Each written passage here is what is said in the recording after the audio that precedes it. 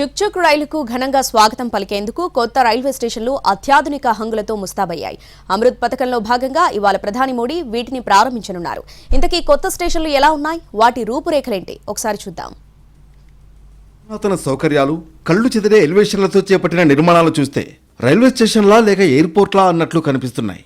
అమృత్ పథకంలో భాగంగా తెలంగాణలోని వరంగల్, కరీంనగర్, బేగంపేట స్టేషన్లను అభివృద్ధి చేసింది కేంద్ర ప్రభుత్వం. ఒక్కో స్టేషన్కు 25 కోట్లు ఖర్చు చేసింది. ఆయా స్టేషన్లలో అత్యాధునిక వసతుల్ని కల్పించింది.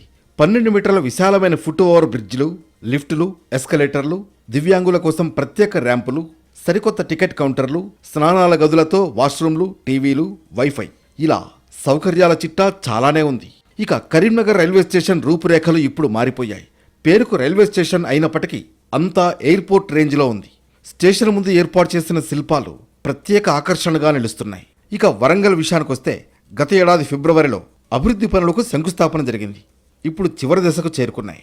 ప్లాట్ఫామ్ గోడలపై కాకతీయుల చిత్రాలు చూపు తిప్పుకొనివ్వడం లేదు. మరోవైపు జంట నగరాల్లో ముఖ్యమైన స్టేషన్లో ఒకటైన బేగంపేట్ స్వరూపమే మారిపోయింది. స్టేషన్ ఆర్కిటెక్చర్ విశేషంగా ఆకట్టుకుంటోంది. ప్రయాణికులకు పాలపిట్టలు స్వాగతం పలుకుతాయి.